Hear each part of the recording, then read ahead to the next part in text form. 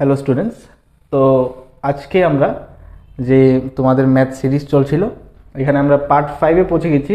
এখন আমরা last 4x6 24 mark cover করব এবং এখানে আমাদের 80 মার্কসের যে এই কোয়েশ্চেন পেপার সলভ শুরু হয়েছিল সেটা শেষ হবে, যেখানে আমরা 35 to 40 মার্কগুলি সলভ করব এবং তোমাদের সামনে তুলে ধরবো।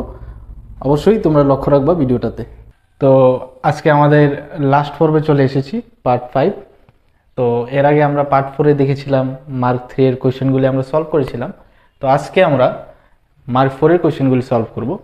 দেখো 35 নম্বরের ফার্স্ট অঙ্কটা কি দেওয়া হলো, 2/x plus 3/y equal to 13, 5/x minus 4/y equal to -2। এখানে বলা হয়েছে সমাধান করার জন্য। তো আমরা এখানে মনে মনে 1 ধরতে পারি, তাহলে 1/x, এখানে 1 ধরলে 1/y। সেম দেখো নিচেও এখানে মনে মনে 1 ধরা যায়, 1/x, এখানে 1/y ধরা যায়। তাহলে আমরা ধরে নিই 1/x ইকুয়াল টু a এবং 1/y ইকুয়াল টু b। তাহলে এখানে কি দাঁড়াবে দেখো, এখানে আসবে 2a plus 1/y equal to আমরা b লিখেছিলাম, তাহলে হবে 3b ইকুয়াল টু 13 আর এখানে আসছে 5a minus 4b equal to -2। আচ্ছা, এবার দেখো এগুলিকে আমরা কি করব, একটা নিচে একটাকে বসিয়ে নিই। বসিয়ে 2a plus 3b equal to 13, 5a minus 4b equal to -2। আচ্ছা, আমরা এরকমভাবে এটাকে ইকুয়েশন 1 দিয়ে দিই, এটাকে ইকুয়েশন 2 দিয়ে দিই।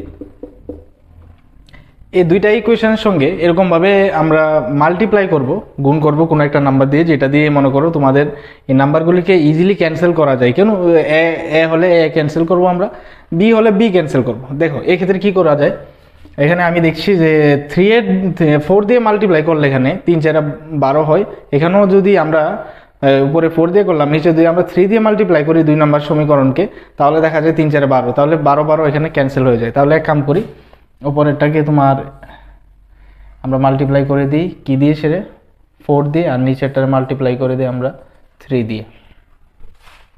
তাহলে কি দাঁড়াবে, এখানে দাঁড়াবে 2a, এখানে দাঁড়াবে 2a, সরি 4 দিয়ে মাল্টিপ্লাই করলে হবে 4 দুগুণে 8, এখানে হবে 3 4 12, এখানে হবে 4 13 52। সেম এখানে 3 দিয়ে 3 5 15, a 3 4 12 minus 12b equal to 3 দুগুণে 6 -6। এবার দুইটাকে যদি আমরা প্লাস করি তাহলে কি হবে দেখা যাও, প্লাস করলে এখানে কি হবে, এটা ক্যান্সেল। তাহলে 15 আর 8 প্লাস করলে কত হবে, 15 আর 8 প্লাস করলে হবে 26।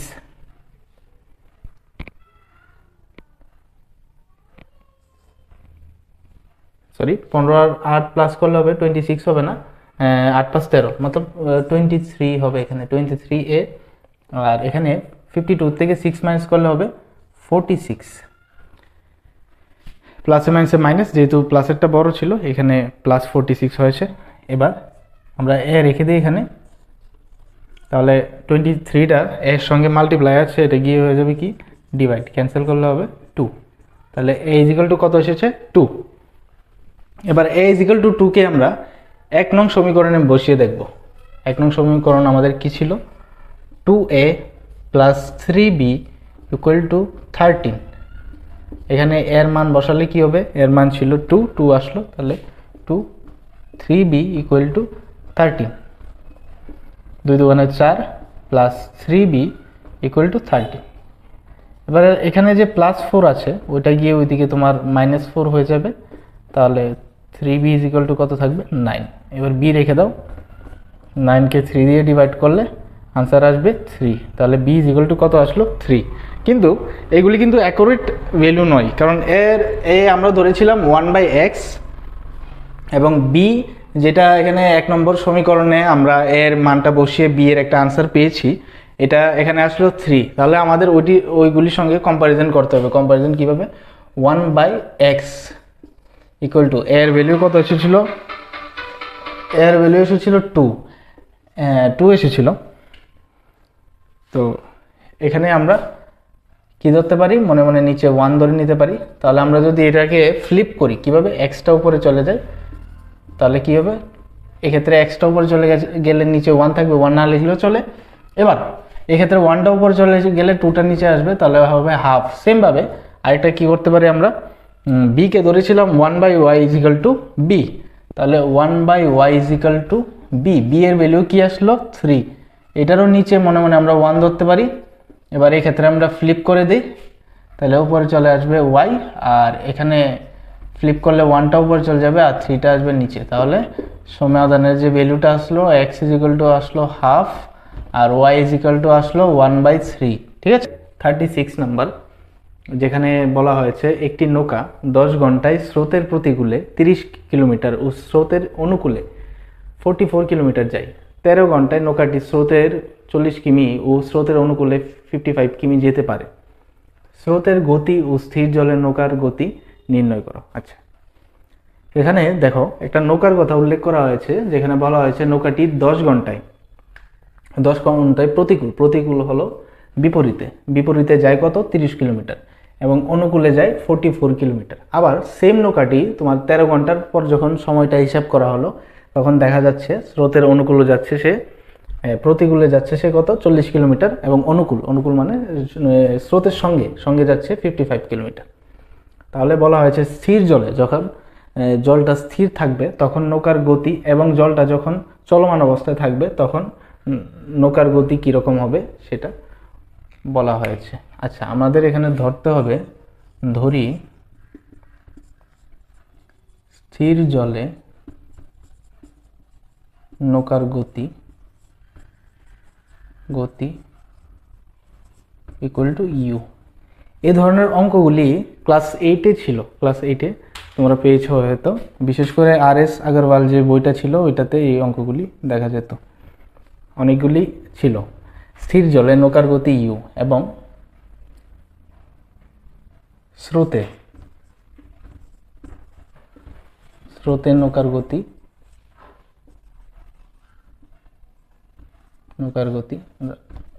v ধরলাম। এবার প্রতিকূলে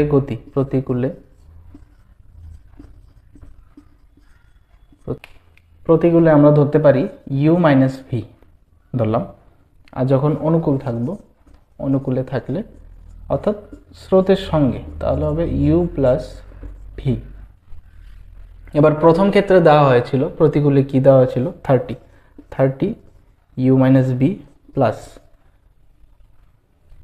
অনুকূলে দেওয়া হয়েছিল 44 u + v, যেহেতু আমরা অনুকূলে ধরেছিলাম u + v = 10 কেন, 10 ঘন্টার কথা বলা হয়েছে, এটাকে আমরা দিই ইকুয়েশন 1। এবার দ্বিতীয়টা দেওয়া হয়েছে 13 ঘন্টায় কি দেওয়া হয়েছে, = 13 আমরা লিখতে পারি। দেখো এবার এখানে প্রতিকূলে বলা হয়েছে কত, 40 কিলোমিটার u - v প্লাস অনুকূল, এবং প্রতিকূলে 40 কিলোমিটার এবং অনুকূলে হলো 55 কিলোমিটার।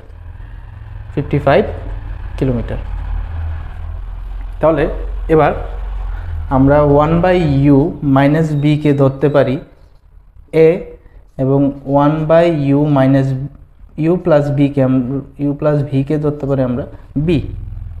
তাহলে আমাদের এগুলি কি আসবে, কি এসে দাঁড়াবে, দেখো 30 u - v, 1/u - v মানে a, তাহলে এটার সঙ্গে a লিখতে পারি, প্লাস 44, এখানে আছে কত, 44, এখানে আমরা 1/u + v কে আমরা ধরেছিলাম b, তাহলে লিখুন 44b = 10। আর এখানে সেম, তারপর একটা 40a হবে, তারপর এটা হবে 55b = 13। এবার এই যে দুইটা সমীকরণ আসলো, দুইটা সমীকরণকে আমরা ক্যান্সেলেশন করতে হবে। এখানে দিয়ে দিই আমরা ইকুয়েশন নাম্বার 3, ইকুয়েশন নাম্বার 4। ঠিক আছে, তাহলে এই দুইটাকে ক্যালকুলেশন করে আমাদের ক্যান্সেল করতে হবে। দেখো 3 আর 4 যদি আমরা ফার্স্টে দুইটা ধরি, তাহলে 3 × 4 = 12, এখানেও 3 × 4 = 12, তাহলে এখানে মাল্টিপ্লাই করতে হবে 4 দিয়ে, আর এখানে মাল্টিপ্লাই করতে হবে 3 দিয়ে, তাহলে দুইটা মাইনাস করলে ক্যান্সেল হয়ে যাবে। তাহলে কি আসছে মাল্টিপ্লাই করার পরে, এবার উপরটাকে 4 দিয়ে এবং নিচেরটাকে আমরা 3 দিয়ে মাল্টিপ্লাই করব। দেখো এখানে আসবে 3 4 12, 120a প্লাস 44b, তাহলে 44 এর সঙ্গে 4 মাল্টিপ্লাই করলে কত আসবে, 4 4 যা 16, 16 হাতের 1, 4 4 যা 16 আর 1 হবে 17, 17b ইকুয়াল টু কত 10। তারপরে নিচেরটার সঙ্গে 3 দিয়ে মাল্টিপ্লাই করব, 3 4 12, এখানেও 120, 120a, আর এখানে হবে 3 5 যার 15 এর 5, হাতে থাকবে 1, আর আবার 3 5 যার 15, 65 ইকুয়াল টু, সরি এখানে করেছিলাম মাল্টিপ্লাই করতে ভুলে গেছিলাম, 4 10 যার 40, আর এখানে হবে 3 13 যার 39। এবার আমরা কি করব, মাইনাস করব। মাইনাস করলে কি হবে, এখানে ক্যান্সেল হয়ে যাবে প্লাসে মাইনাসে, এখানে মাইনাস করলে 176 থেকে 165 মাইনাস করলে হবে 11b, যেহেতু প্লাসের বড় প্লাসই থাকবে এখানে। 49 থেকে 39 মাইনাস করলে হবে 1। এবার আমরা যদি b রেখে দেই তাহলে কি হবে 1 বাই, এখানে ভাগ আছে গিয়েতে, সরি গুণ আছে এখানে গিয়ে ভাগ হয়ে যাবে, তাহলে হবে 1 বাই 11। এবার আমরা ইকুয়েশন 1-এ কোথায় বসাতে পারি, এটা ইকুয়েশন 1-এ U equal to, sorry equation 3-তে আমরা বসিয়ে দেখতে পারি a এর মানটা, b ইজ ইকুয়াল টু যেটা ছিল 1 বাই 11, তাহলে এখান থেকে a এর মানটা চলে আসবে। ঠিক আছে, দেখো b equal to 1 by 11, 1 by 11 আমরা কোথায় বসাবো, 3 নাম্বার ইকুয়েশনে, ফ্রম ইকুয়েশন 3, ইকুয়েশন 3। আচ্ছা, এখানে 30 প্লাস a আর 44, b এর ভ্যালু কত আসলো 1 বাই 11, 1 বাই 11, আর ইকুয়াল টু ছিল কত, হ্যাঁ ইকুয়াল টু ছিল 10। এবার এখান থেকে কি করতে পারি আমরা, 11 দিয়ে 44-কে ক্যান্সেল করলে আসবে 4, তাহলে থাকবে 30a প্লাস 4 ইকুয়াল টু 10। এবার 30a রেখে দিলাম, প্লাস 4টা ওইদিকে গিয়ে মাইনাস 4 হয়ে যাবে, 30a ইকুয়াল টু কত আসবে 6। এবার a রেখে দিলে 6, 30টা চলে যাবে নিচে, তাহলে হবে 1 বাই 5। এবার এখানেই শেষ হয়নি, দেখো এবার পরবর্তী স্টেপ কি করতে হবে, আমাদের যে প্রথমে ইকুয়েশনটা ধরা ছিল, কি সরি ইকুয়েশন আমরা ধরেছিলাম যে 1 by U minus B is equal to A, আমরা এখানে প্রথমে ধরেছিলাম যে 1 by U minus B equal to A এবং 1 by U plus B equal to P, এটা যে ধরেছিলাম, এখন এটা নিয়ে কাজ করতে হবে আমাদের। এখানে এর ভ্যালুটার সঙ্গে বসবে, বিটা বি এখানে বসবে, কীরকমভাবে দেখো, 1 by U minus V equal to A, এর জায়গাতে কি বসবে 1 বাই 5, এখানে বসলো 1 বাই 5, তাহলে কি আসবে, এটা যদি আমরা উপরে চেঞ্জ করে নিই উপরের দিকে, তাহলে ইউ মাইনাস বি উপরে চলে যাবে, আর নিচের 5টাও কি হবে এক্ষেত্রে উপরে চলে যাবে, তাহলে এখানে ইউ রেখে দিলাম, তাহলে 5 আর মাইনাস বিটা ওইদিকে কি হয়ে যাবে প্লাস বি। এবার এটাকে আমরা একটা ইকুয়েশন বলতে পারি, এটা একটা ইকুয়েশন চলে আসলো এখানে। এবার তার পরবর্তী স্টেপ কি করব আমরা, এবার করব U 1 by U plus B, এটা থেকে আমরা দেখব 1 by U plus V equal to কী ছিল, ইকুয়াল টু বি, বি এর ভ্যালু কত আসলো 1 বাই 11, 1 বাই 11, তাহলে ইউর ভ্যালু কত ছিল, ইউর ভ্যালু ছিল এখানে 5 plus B plus V equal to কত 1 বাই 11। এবার এটাকে উপরে চলে গেলে তাহলে কী হবে 5 প্লাস ভি আর এদিকে আসবে 11, মানে ভি একটা দুইটা 2b এবং 11 প্লাস 5টা ওইদিকে গিয়ে হয়ে যাবে মাইনাস 5, 11 থেকে 5 মাইনাস করলে হবে কত 6, এবার ভি রাখলে 6-এর 2 দিয়ে ডিভাইড করলে হবে 3, তাহলে ভি ইজ ইকুয়াল টু আসলো কত 3। এবার যে বি এর ভ্যালুটা আসলো এটা আবার আমরা 1 নাম্বার ইকুয়েশনে বসিয়ে দেখব, 1 নাম্বার না, এটা 5th number equation, 5th number ইকুয়েশনে বসিয়ে দেবো। 5th নাম্বার ইকুয়েশনে দেখো জায়গাটা একটু ছোট হয়ে গেছে, তো 5th নাম্বার ইকুয়েশন যখন আমরা বসাবো তাহলে এই হবে u = 5 + b, যেখানে 5 v এর ভ্যালু আসলো 3, তাহলে কি হবে 8। তাহলে গতিটা কি হবে দেখো, এখানে যদি আমরা স্রোতের v বলতে আমরা স্রোতের অনুকূলে ধরেছিলাম, স্রোতের অনুকূলে হলে অনুকূলে নয়, স্রোতের মধ্যে গতি কি হবে 3 মিটার/আওয়ার, যেহেতু ঘন্টায় ছিল হিসাবটা। আর এখানে হবে যখন বলা হবে যখন স্রোত থাকবে না তখন হবে 8 মিটার/আওয়ার। তো এখানে মিটার হবে না, এখানে হবে কিলোমিটার/আওয়ার, এখানেও সেম হবে কিলোমিটার/আওয়ার। ঠিক আছে, নেক্সট অঙ্কের দিকে যাওয়া যাক। 36 নাম্বার, যেখানে বলা হয়েছে অথবাতে 36 নম্বরের অথবাতে প্রমাণ করো যে যদি একটি সরলরেখা কোনো ত্রিভুজের যে কোনো দুইটি বাহুকে একই অনুপাতে বিভক্ত করে। আচ্ছা, একটি সরলরেখা একই অনুপাতে কোনো ত্রিভুজের দুইটি বাহুকে বিভক্ত করে, তবে সরলরেখাটি তৃতীয় বাহুর সমান্তরাল হবে।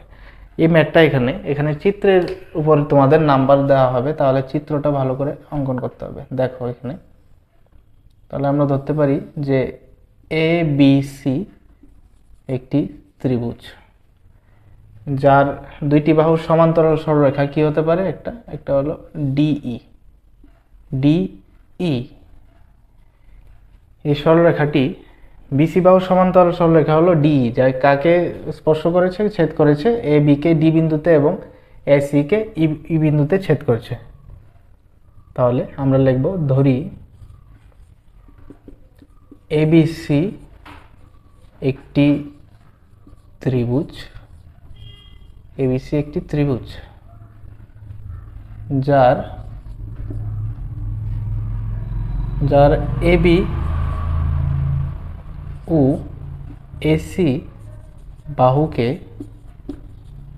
বাহুকে যথাক্রমে D ও E বিন্দুতে ছেদ করেছে।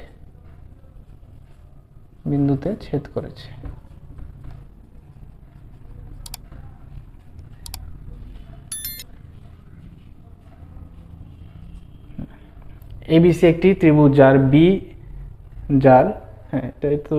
যার AB ও AC বাহুকে যথাক্রমে D ও E, AB ও AC বাহু এখানে বাহুকে না দেখে আমরা বাহু লিখতে পারি, বাহু যথাক্রমে D ও E বিন্দুতে ছেদ হয়েছে বা ছেদ করেছে। বাহুকে লিখলেও চলবে, ছেদ করেছে। তাহলে এখানে আমরা থেলসের উপপাদ্য থেকে কি লিখতে পারি দেখো, AD/DB = AD/DB = AE/EC। তোমাদের এখানে চিত্র অঙ্কন করার উপরেও কিন্তু নাম্বার দেওয়া হবে, তাহলে চিত্রটা অবশ্যই অঙ্কন করবা যখন এক্সামে তোমরা লিখবে আর কি এটার উপর। এবার আমাদের প্রমাণ করতে হবে যে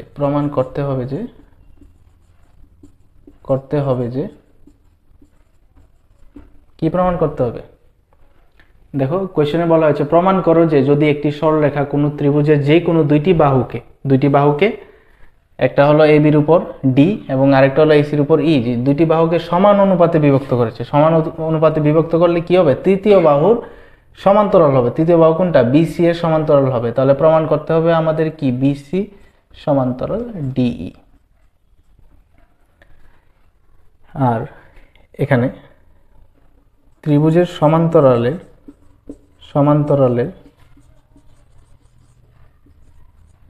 সমান্তরালের বৈশিষ্ট্য অনুযায়ী বৈশিষ্ট্য হলো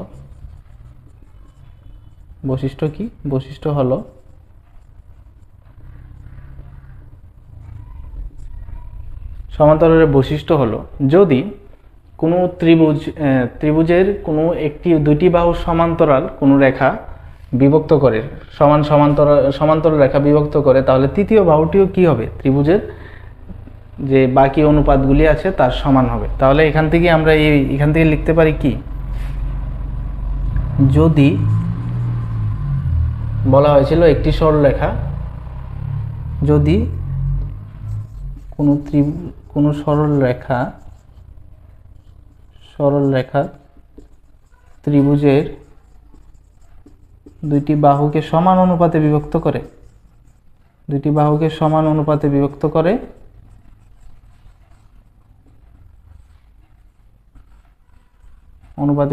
করে তাহলে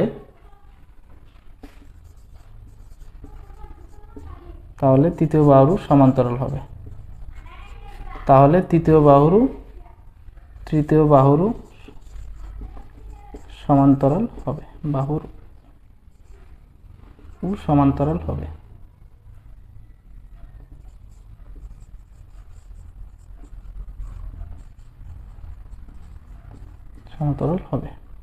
সুতরাং এই যে শর্ত অনুযায়ী আমরা বলতে পারি কি যে বিসি সমান্তরাল ডিই। যেহেতু বলা হয়েছে প্রমাণ করো, তাহলে তোমরা লিখবে এখানে প্রমাণিত বা প্রুভডও লিখতে পারো।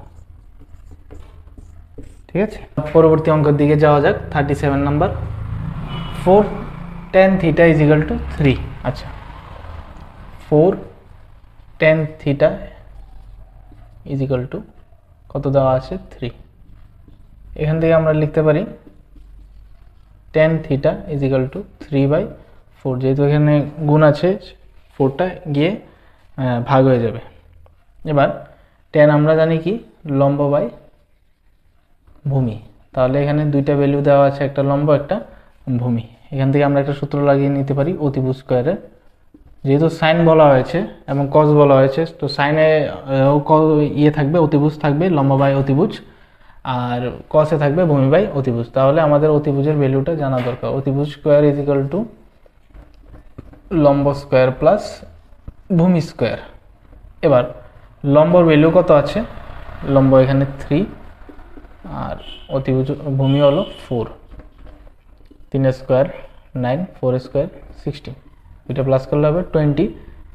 এবার আমরা এখান থেকে যদি রুট করে দিই এটাকে, অতিভুজটা আমরা রেখি, এটা স্কয়ারটা গিয়ে রুট হয়ে যাবে, তাহলে শুধু আসছে 5 একক যেটা আসছে আর কি।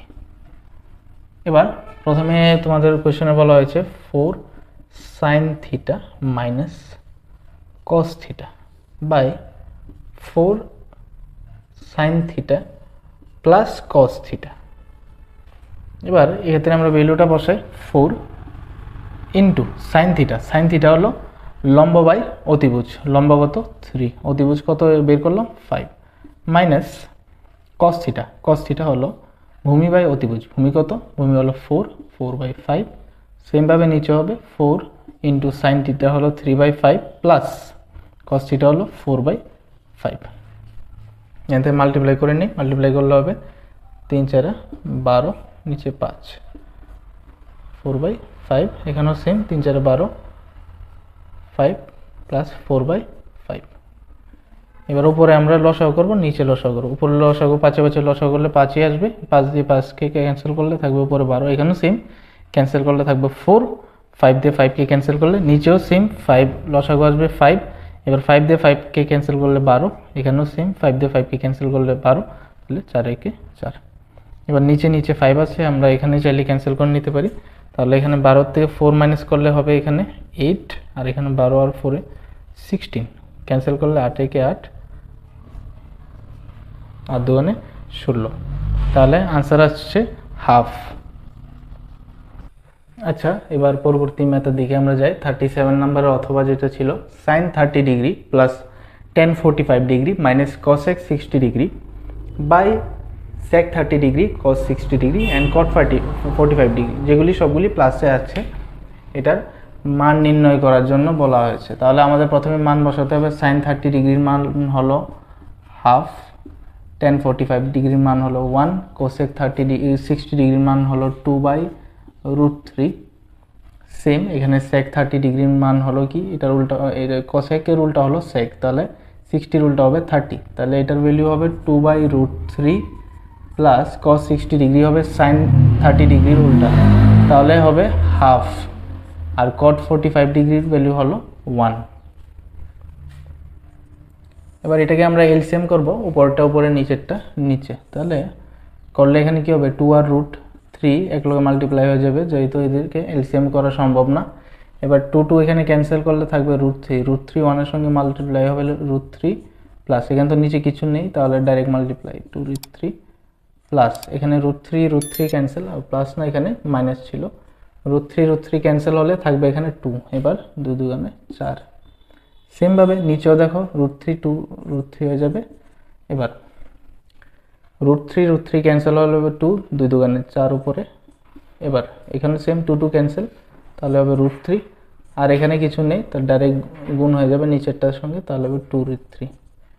এখানে আমরা কিন্তু প্রথম পার্টটা করলাম উপরেরটা যেটা, আর দ্বিতীয় পার্টটা করলাম যেটা নিচেরটা। এবার দেখো দুইটাতেই 2√3 আছে নিচে, তাহলে ক্যান্সেল করে দিই, উপরে ক্যান্সেল করা যাবে, নিচে ক্যান্সেল করা যাবে, জানোই তো তোমরা। তারপর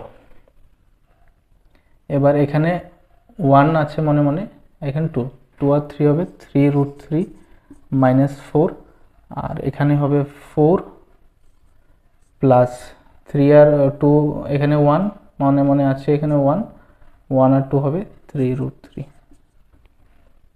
এবার এটাকে এক কাম করি, এটাকে 3√3টাকে সামনে নিয়ে চলে যাই উপরেরটার মতো, 3√3, আর এখানে মনে মনে প্লাস আছে তাহলে হবে +4।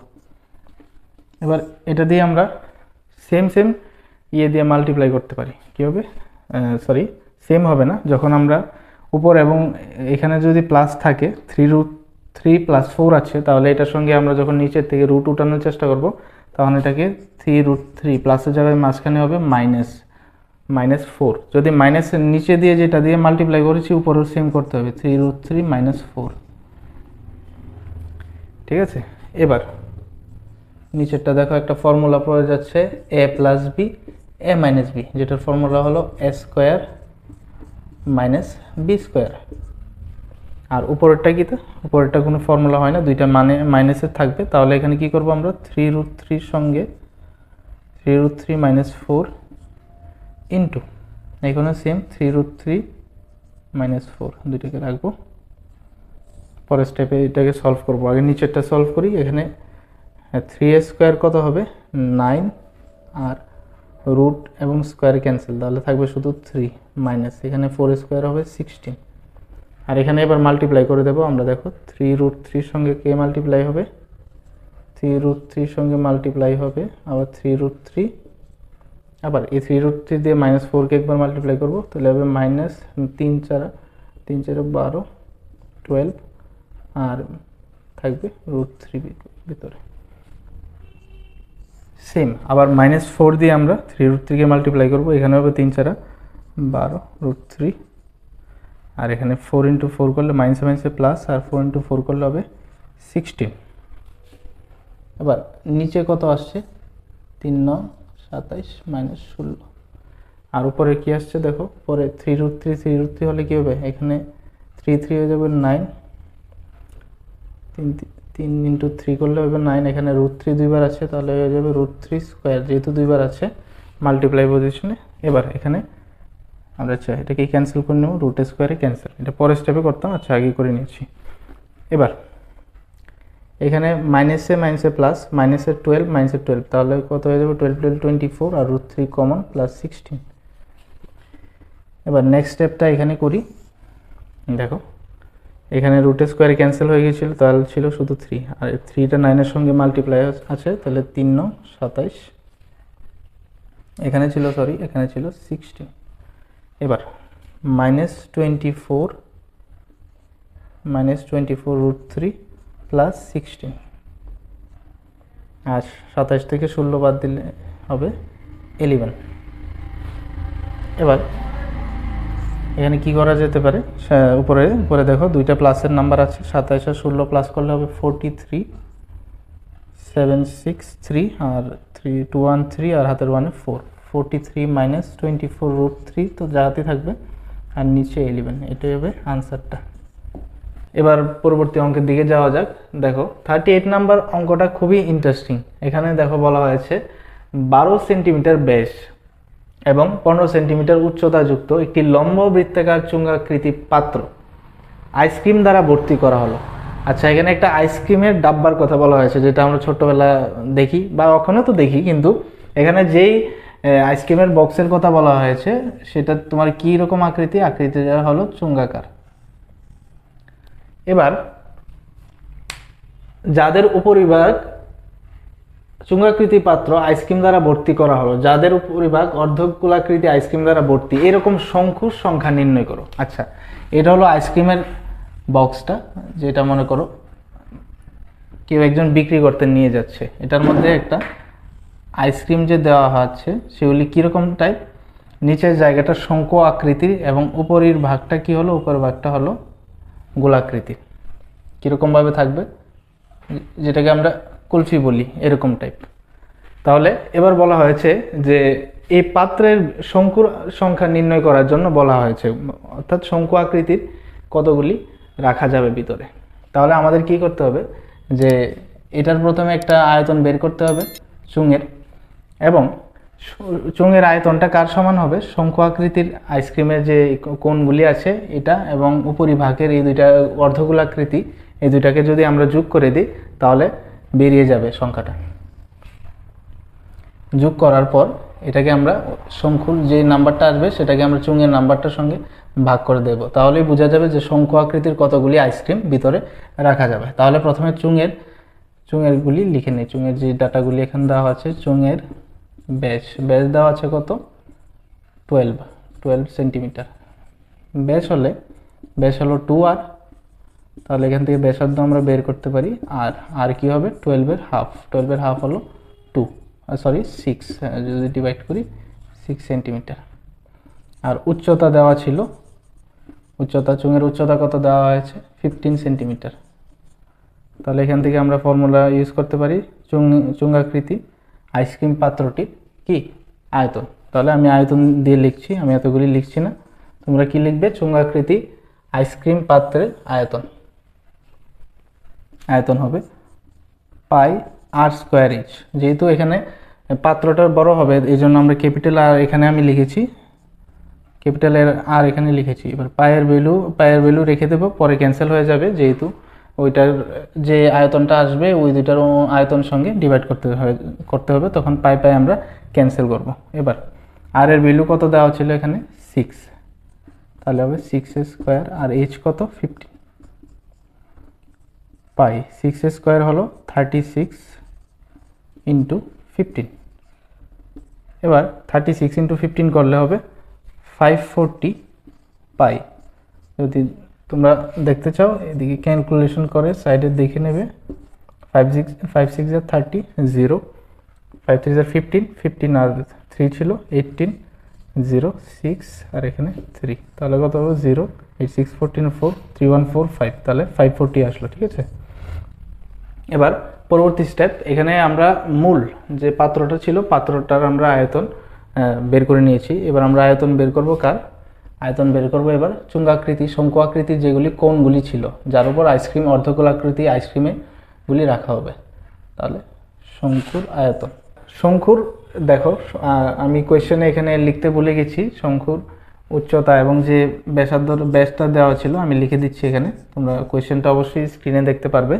শঙ্কুর উচ্চতা h ইজিক্যাল টু ছিল 12 সেন্টিমিটার, এবং শঙ্কুর যে ব্যাস দেওয়া ছিল, ব্যাস ইজিক্যাল টু দেওয়া ছিল 6 সেন্টিমিটার। তো ব্যাস থেকে এখানে ব্যাসার্ধ বের করে নেব, ব্যাসার্ধ হাফ হয়ে যাবে, তাহলে r ইকুয়াল টু 6কে আমরা যদি 2 দিয়ে ডিভাইড করি তাহলে 3 সেন্টিমিটার। এবার আমরা শঙ্কুর যে আইসক্রিমের নিচের ভাগটা ছিল ওইটার আয়তন বের করব, যেহেতু আমরা ব্যাসার্ধ এবং উচ্চতা বের করে নিয়েছি। শঙ্কুর আয়তন কি হবে, আয়তনের ফর্মুলা হলো 1/3 পাই আর স্কোয়ার h। 1/3 পায়ে যাওয়ার পাই থাকবে, যেহেতু পরে ক্যান্সেল হয়ে যাবে। আর এর ভ্যালু হলো 3 ইন্টু 3, আর h এর ভ্যালু কত, 12। 3 ক্যান্সেল, এখানে হবে 3 12 36, সঙ্গে ছিল পাই। এটা হলো শঙ্কুর আয়তন।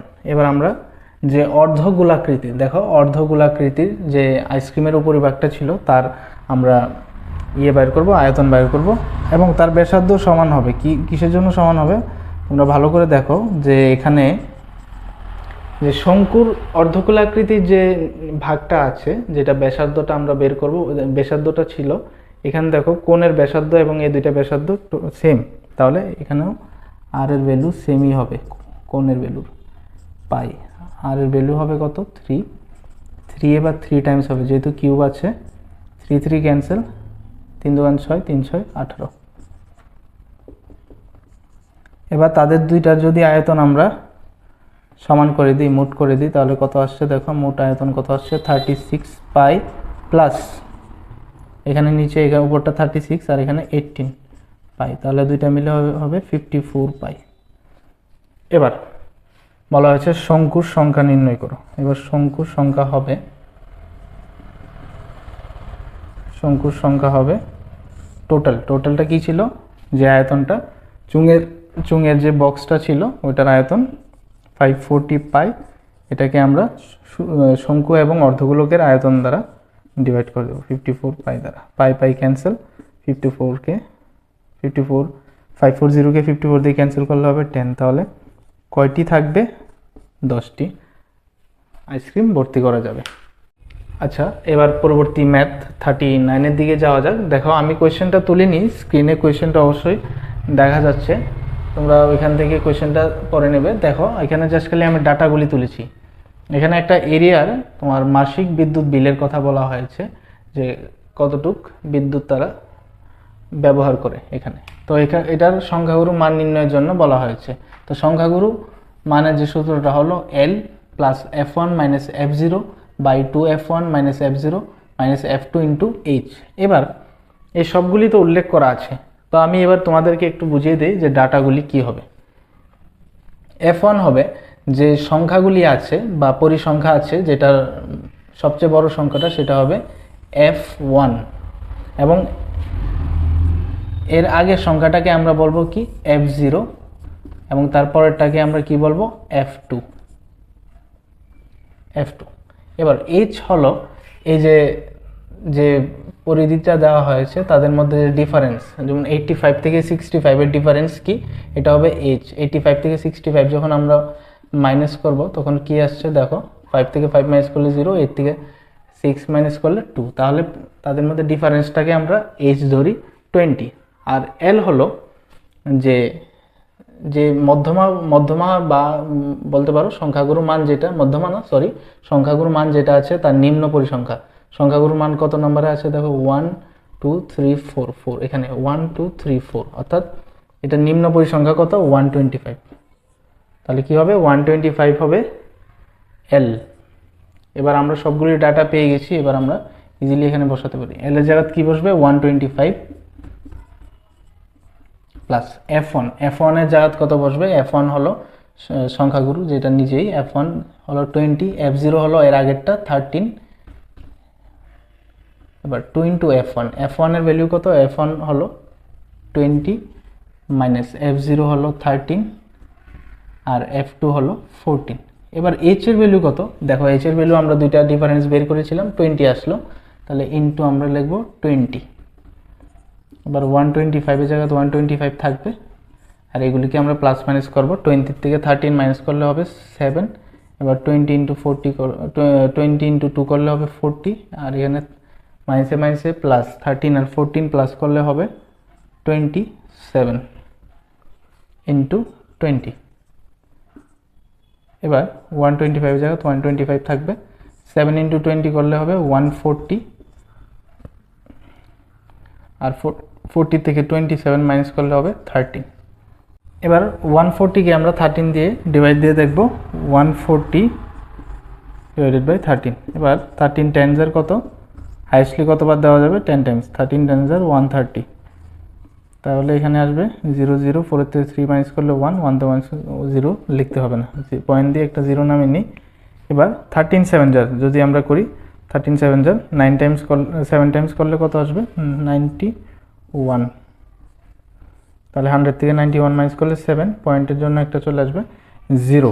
এবার 5 13 65 আমরা জানি, 5 13 65 65, তাহলে আসবে 5 চলে আসবে, 10 তে 5 মাইনাস করলে 5, হাতের 1, 6 আর 1 হবে 7, 7 তে 7 মাইনাস করলে 0, তাহলে লিখতে হবে না, পয়েন্টের পরে দুইটা করে লিখলেই হবে। এবার আনসার এখানে আসছে কত 10.75, তাহলে কত হবে 125 আর 10 প্লাস করলে হবে 135.75, এটাই হবে আনসার। এবার পরবর্তী অঙ্কের দিকে যাওয়া যাক, 40 নাম্বার যেটা। যেখানে বলা হয়েছে এবিসি এবং পিকিউআর, যেখানে চিত্রে দেওয়া আছে দেখো এবিসি, আরেকটা হলো পিকিউআর, এর মধ্যমা হলো যথাক্রমে সিএম এবং আরএন। মধ্যমা এখানে হলো সিএম আর এখানে হলো আরএন। এবিসি এবং পিকিউআর হয়, তবে প্রমাণ করো যে এএমসি এটা কি, এই দুইটা ত্রিভুজ কী হবে, সমান হবে, সর্বসম হবে। ঠিক আছে, এবিসি সর্বসম কে হবে, পিকিউআর। যদি এবিসি সর্বসম হয় কার সঙ্গে হবে, পিকিউআর এর সঙ্গে, তাহলে প্রমাণ করতে হবে যে এএমসি, এমসি বলতে কোনটা, মধ্যমার জন্য টানা হয়েছিল, এটার জন্য একটা ত্রিভুজ এখানে তৈরি হয়েছে এএমসি আর এখানে তৈরি হয়েছে পিএনআর, এই দুইটা সমান্তরাল। তাহলে বড় ত্রিভুজটা থেকে আমরা শুরু করি, এবিসি, এবিসি ট্রায়াঙ্গেল এবিসি এবং ট্রায়াঙ্গেল পিকিউআর, এই দুইটা থেকে আমরা কি পাবো, দেখো এবি বাই এবির সমান্তরাল কে আছে, এবির সঙ্গে কে মিলে পিকিউ, তাহলে AB by PQ equal to এখানে হবে AC by PR, AC by PR এবং বিসি বাই কে হবে কিউআর, বিসি বাই কিউআর। এটা একটা ইকুয়েশন দিয়ে দিই, ইকুয়েশন নাম্বার 1। তারপরে এর অ্যাঙ্গেলকে করসপন্ডিং অ্যাঙ্গেল কে হবে, এর করসপন্ডিং অ্যাঙ্গেল হবে P, angle A is equal to P, comma, তারপরে angle B is equal to Q এবং angle C is equal to angle R. এবার এটাকে ইকুয়েশন নাম্বার 2 দিয়ে দিই। এবার যখন মধ্যমা তৈরি করা হয়েছে, দেখো এখানে দুইটা ট্রায়াঙ্গেল পাওয়া গেছে, এখানে একটা হলো এএমসি আর একটা পাওয়া গেছে এখানে পিএনআর। এবার আমরা কি লিখতে পারি, দেখো এ এম ইকুয়াল টু, এখানে চিত্রেই বোঝা যাচ্ছে এ এমটা কার সমান, এমবি সমান, এম ইকুয়াল টু এমবি। আবার এখানে লিখতে পারি এম ইজ ইকুয়াল টু কি, হাফ অফ এবি, এবি এর কি অর্ধেক না এম, তাহলে আমরা লিখতে পারি হাফ অফ এবি। সেমভাবে এদিকে লেখা যেতে পারে, এটা যদি আমরা ধরি PN, PN is equal to N Q, PN is equal to N Q, এটার সঙ্গে সমানুপাতিক তুলনা করে আর কি লিখছি আমরা অনুরূপভাবে। তাহলে এখানে আমরা কি লিখতে পারি, পিএন যে হলো সেটা হলো টোটালটা কি, P Q, half of P Q. এবার দুইটা তুলনা করলে এম বাই পিএন এর তুলনা করলে তাহলে কি হবে, উপরে আসবে হাফ এ বি আর নিচে আসবে হাফ পি কিউ আসবে। এবার দেখো হাফ হাফ ক্যান্সেল করে দিই, তাহলে কি আসছে এ বি বাই পি কিউ। তাহলে এটাকে দেওয়া যায় ইকুয়েশন নাম্বার 3। আর দেখো থার্ড আমরা ইকুয়েশন যেটা এসেছিল M by PN is equal to A B by P Q. এবার আমাদেরকে রোমান কোয়েশ্চেন নাম্বার 1-এ বলা হয়েছিল এ এম সি ট্রায়াঙ্গেলটা কার সঙ্গে সমান হবে, এ এম সি ট্রায়াঙ্গেলটা পিএনআর এর সঙ্গে সমান হবে, এটা দেখাতে হবে পিএনআর এর সঙ্গে সমান। দেখো আমাদের রোমান 1-এর যেটা বলা হয়েছিল ট্রায়াঙ্গেল এ এম সি, এটা কার সঙ্গে সমান হবে, ট্রায়াঙ্গেল পিএনআর।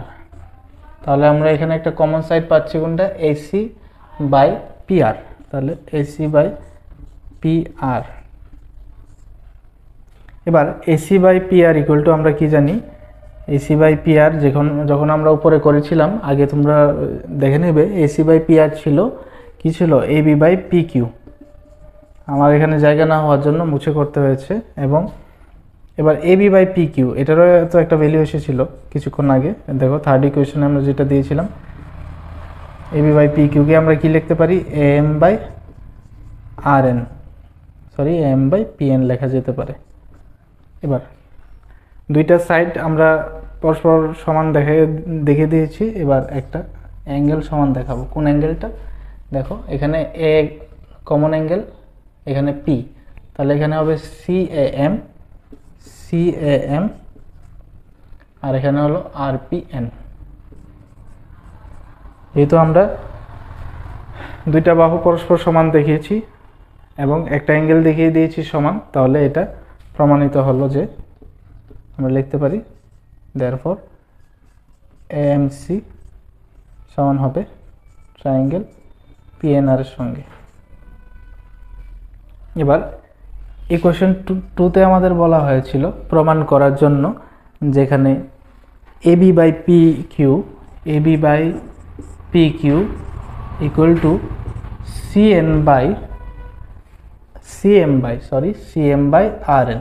তাহলে আমরা এটা কিভাবে প্রমাণ করব দেখো, এখানে আমরা পেয়েছিলাম আগে AM বাই, কোথায় জানি, ইকুয়েশন 3তে AM by PN is equal to কি পেয়েছিলাম আমরা, AB বাই PQ পেয়েছিলাম ইকুয়েশন 2তে। এবার দেখো এটার AB বাই PQ যদি আমরা অনুরূপভাবে লিখতে পারি না, যদি আমরা এই সাইডটা ধরে করে থাকি, PNটাকে নিয়েছিলাম এটার অর্ধেক করে হাফ অফ PQ, সেমভাবে আমরা যদি MBকে ধরি আর এখানে NQকে ধরি, তাহলে আমরা এখানে লিখতে পারি অনুরূপভাবে। তাহলে কি হবে, এই ক্ষেত্রে দেখা যাবে তার উল্টোটা আসবে। উল্টোটা বলতে কি আসবে, CM আসবে, CM বাই কে আসবে, RN, CM বাই RN। তো সুতরাং এখান থেকে আমরা বলতে পারি AB by PQ equal to CM by RN প্রমাণিত। এটাকে আমি আর বেশি লং টেনে নিয়ে যাচ্ছি না, অনুরূপভাবে লিখে দুইটা ত্রিভুজকে তাদেরকে তুলনা করে লিখে দিয়েছি প্রমাণটা। 40 নম্বরের ম্যাথের অথবা যেটা, এবং আজকের যে আমরা 4 মার্কের কোয়েশ্চেনগুলি দেখলাম তার লাস্ট অঙ্কে আমরা চলে এসেছি। এবার দেখো এখানে একটা ত্রিকোণমিতির অঙ্ক দেওয়া আছে। 90 সেন্টিমিটার উচ্চতা বিশিষ্ট একটি মেয়ে একটি ল্যাম্প পোস্টের ভূমি থেকে 1.2 মিটার পার সেকেন্ড বেগে দূরে হেঁটে যাচ্ছে। পোস্ট বলতে এখানে বলা হয়েছে যে খুঁটি আর কি, যদি মাটি থেকে 3.6 মিটার উচ্চতায় অবস্থিত হয় তবে 4 সেকেন্ড পরে মেয়েটির ছায়া দৈর্ঘ্য নির্ণয় করো। আচ্ছা, খুঁটিটা কি দেওয়া হয়েছে, খুঁটিটার হাইট কত দেওয়া হয়েছে, 3.6 মিটার, আর মেয়েটি হলো 90 সেন্টিমিটার।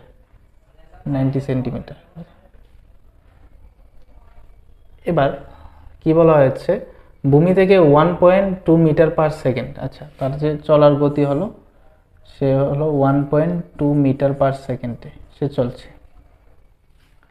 আবার এখানে বলা হয়েছে যদি সে 4 সেকেন্ড পরে মেয়েটির ছায়ার দৈর্ঘ্য নির্ণয় করো। কখন বলা হয়েছে, 4 সেকেন্ড পরে। তাহলে 1.2 এর সঙ্গে আমরা 4কে মাল্টিপ্লাই করে নেব। দেখো এখানে কি আসছে একটা, এটাকে আমরা বলতে পারি, এখানে ধরতে পারি এটাকে এভাবে A B C D, আর এটাকে আমরা ধরতে পারি E। এবার 1.2 মিটার পার সেকেন্ড সে বেগে চলছে। এবার 4 সেকেন্ড পরে ধরো এটার সঙ্গে কি হবে, 4টা মাল্টিপ্লাই হয়ে যাবে, আর 4 সেকেন্ড পরে অবস্থিত, 4 সেকেন্ড পর হাঁটার পর তার ডিস্টেন্সটা, মেয়েটির ছায়ার দৈর্ঘ্য কোথায় হবে, তাহলে এখানে যদি সে থাকে তাহলে তার ছায়ার দৈর্ঘ্যটা কোথায় পড়বে, ঠিক সেম দূরত্বে পড়বে। ধরে নিলাম এটাকে x। সেম দূরত্ব আমরা বলতে পারবো না, আমরা এটাকে বের করতে হবে ভ্যালুটা, এটা হবে x। আর 4 সেকেন্ড পরে ধরো না 1.2 এর সঙ্গে যদি 4 মাল্টিপ্লাই করি আমরা, তাহলে 4 দুগুণে 8, এখানে হবে 4.8 প্লাস, যদি যে দূরত্বটা কভার করলো সেটাকে আমরা x ধরে নিই, তাহলে কত হবে 4.8 প্লাস x, যদি আমরা টোটাল BE কে হিসাব করি। এবার এখান থেকে আমরা লিখতে পারি AB বাই কি লিখতে পারি, AB by CD, AB by কি CD, AB by CD, AB এর সমান্তরাল CD, এবং লিখতে পারি আমরা BE by DE, BE by DE। এবার এবি কত? এবি হলো ল্যাম্পপোস্টের যেটা উচ্চতা 3.6 মিটার। সিডি হলো মেয়েটির উচ্চতা। মেয়েটার উচ্চতাকে আমরা সেন্টিমিটার থেকে মিটার নিয়ে চলে যাই। মিটার নিয়ে গেলে আমাদের কত? 100 দিয়ে ডিভাইড করতে হবে। তাহলে পয়েন্টটা কত করে করে আগে আসবে? 2 করে করে, যেহেতু দুইটা জিরো আছে 1 2, তাহলে আসবে 0.9 মিটার। তাহলে আমরা এখানে লিখবো 0.9 ইকুয়াল টু বিই হলো যেটা আমি বলেছিলাম, বিই কী হবে? 4.8 প্লাস এক্স, আর ডিই হলো কত? এক্স। এবার ক্রস মাল্টিপ্লাই করে দিতে পারি আমরা, এর আগে এটাকে ক্যান্সেল করে নিই। 0.9 দিয়ে 3.6কে ক্যান্সেল করলে হবে 4। এবার এখানে নিচে 1 আছে, এবার ক্রস মাল্টিপ্লাই করি আমরা। 4 ইন্টু এক্স করলে হবে 4x, আর এখানে 1-এর সঙ্গে মাল্টিপ্লাই করলে তো সেমই আসবে, 4.8 প্লাস এক্স। এবার 4x থেকে 1x, যদি এই এক্সটা প্লাসের আছে এদিকে আসলে মাইনাস এক্স হয়ে যাবে, তাহলে হবে 4তে এক্স মাইনাস করলে হবে 3x, আর এখানে হবে 4.8। আর এক্স জায়গাতে রেখে দিলাম। 4.8কে যদি আমরা 3 দিয়ে ডিভাইড করি তাহলে কত আসবে আনসার? আনসার আসবে 16 আসবে না, যেহেতু পয়েন্ট 16 আসবে, আর যেহেতু পয়েন্ট আছে এই জন্য এখানে একটা পয়েন্ট বসে যাবে 1.6। হ্যালো স্টুডেন্টস, তো আজকে আমাদের যে ম্যাথ পেপার সলভ করছিলাম আমরা, এটা লাস্ট পার্ট ভিডিও আজকে। তো ভিডিওটা তোমরা অবশ্যই দেখবে। এখানে আমরা একটা প্লেলিস্ট তৈরি করে দিয়েছি আমাদের ইউটিউব চ্যানেলে, যেখানে তোমরা সবগুলি ভিডিও একত্রে পেয়ে যাবে। এবং যদি ভিডিওগুলি তোমাদের ভালো লেগে থাকে তাহলে অবশ্যই তোমাদের বন্ধুবান্ধবদের মধ্যে যেগুলি আছে শেয়ার করে দেবে ভিডিওগুলি, এবং ভিডিওটাতে একটা লাইক করবে এবং চ্যানেলটাকে সাবস্ক্রাইব করে আমাদের পাশে থাকবে ভবিষ্যতের জন্য। ধন্যবাদ।